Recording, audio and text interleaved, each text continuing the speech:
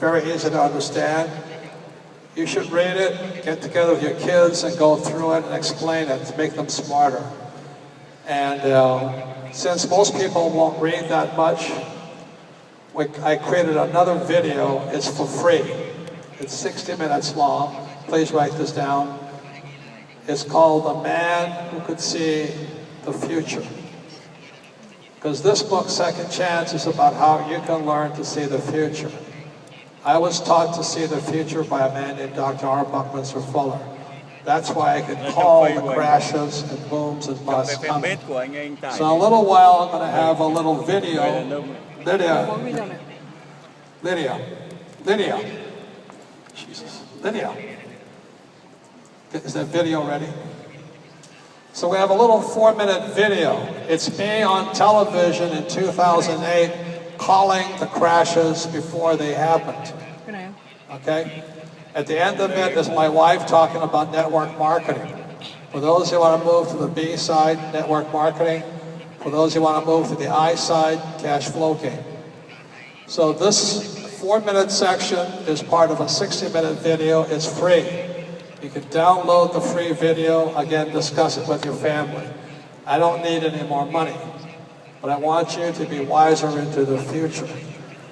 So here is a clip of The Man Who Could See the Future. Once again, it's 60 minutes long. This is only 4 minutes. At the end of it is my wife talking about network marketing, because it's the business of the future.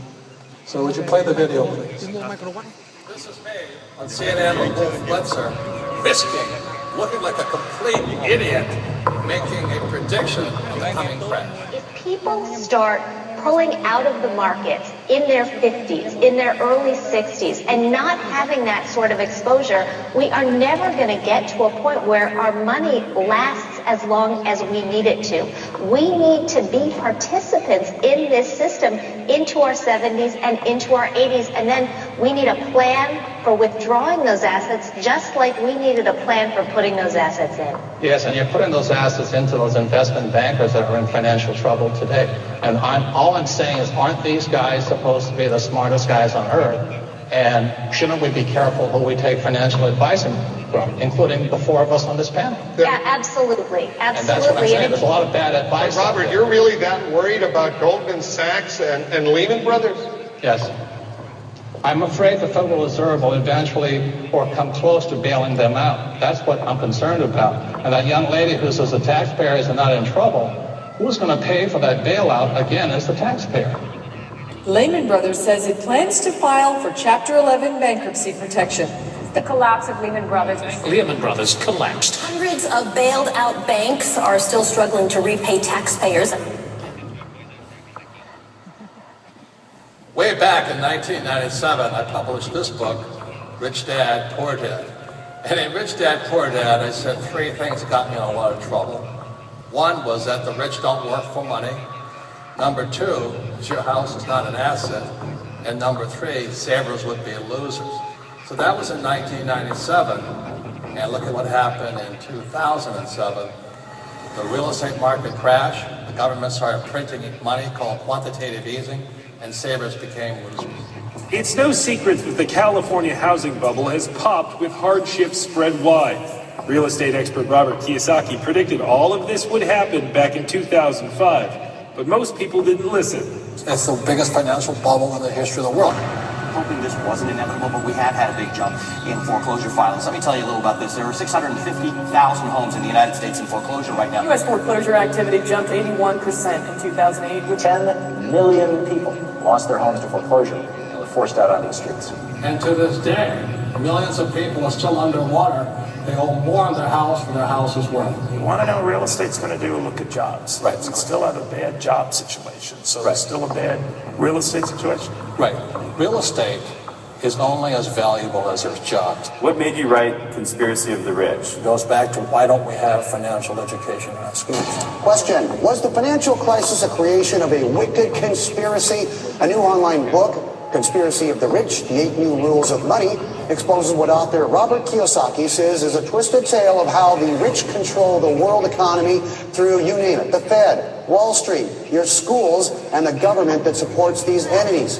Robert Kiyosaki is the author of the best-selling Rich Dad, Poor Dad series. His first book in the series has held a top spot on the New York Times bestseller list for 6 years running. And he joins us on the program today. Hello, Robert. What is this conspiracy theory? You mean it's a few people at the top handling all of us like puppets on a string? Say it isn't so.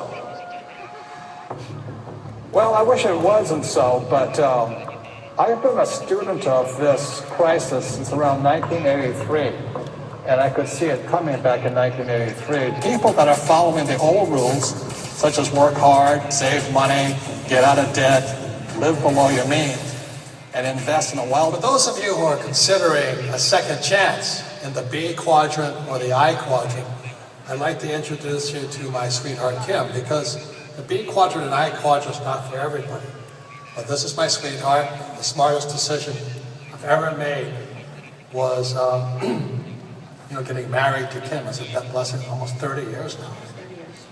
And when I met Kim, she was an employee in an advertising agency.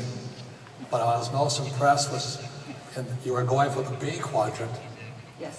And you had a little network marketing business. Yeah, I knew very early on I did not want to be an employee. I didn't really know what the options were because I was always around employees growing up. But I got introduced to network marketing while I was working in advertising, and I thought this would be a good idea for me to start to learn what it is to be a business owner.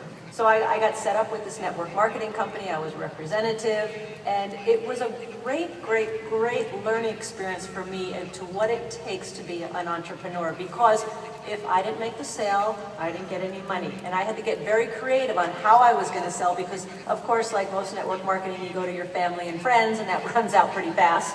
So then you've got to go find new customers. So I would set up my little salons at fitness clubs and different places throughout Honolulu.